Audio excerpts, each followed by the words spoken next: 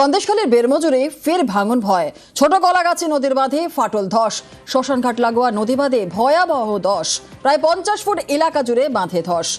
আমাদের সঙ্গে রয়েছেন আমাদের প্রতিনিধি অনুপম, আরো বিস্তারিত বলবে। অনুপম, যে ছবি আমরা দেখছি 50 ফুট এলাকা জুড়ে বাঁধে ধস, তাহলে তো এলাকার বাসিন্দারা যারা রয়েছেন তারা আতঙ্কে রয়েছেন। সেচ দপ্তর থেকে কি বলা হচ্ছে, কিভাবে বাঁধ মেরামতি হবে?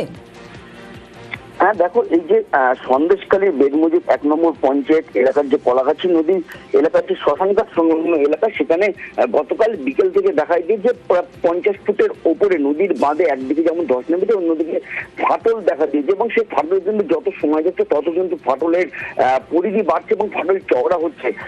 ফলে আর 3 থেকে 4 দিন পরেই কিন্তু বড় একটা ডোন আছে এবং সেখানে জল বাড়বে এবং সেই জলের চাপে কিন্তু এই নদীর বাঁধ কিন্তু এই 50 থেকে 60 ফুট কিন্তু রাখা যাবে না। বাঁধ কিন্তু ভেঙে গ্রামের পর গ্রাম কিন্তু জলমগ্ন হয়ে যাবে এবং প্রচুর মানুষ জলের মাছে ঘেরি চাষের জন্য কিন্তু ক্ষতি হবে এবং সেই জন্যই কিন্তু এইসব এলাকার মানুষ কিন্তু রীতিমতো কিন্তু আতঙ্কিত হয়ে রয়েছে।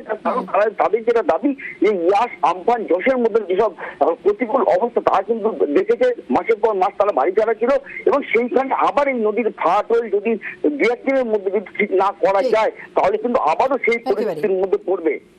ধন্যবাদ।